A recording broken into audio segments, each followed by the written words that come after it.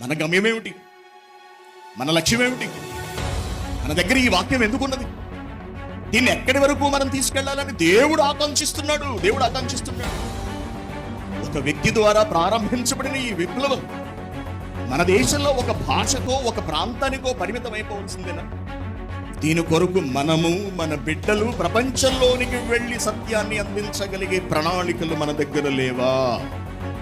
మీ పిల్లలను దేవుని కొరకు ఇవ్వగలరా? ప్రపంచ స్థాయికి మీ పిల్లలను మీరు తీసుకుని వెళ్ళరా? ఏం చేస్తారు?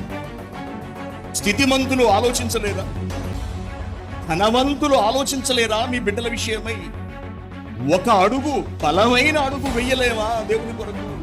ప్రపంచ దేశాలలోనికి ఈ సత్యాన్ని మనం తీసుకువెళ్ళలేమా? భౌతికంగా తీసుకువెళ్ళలేమా? మౌఖికంగా మనం తీసుకువెళ్ళలేమా? తీసుకువెళ్ళాలి.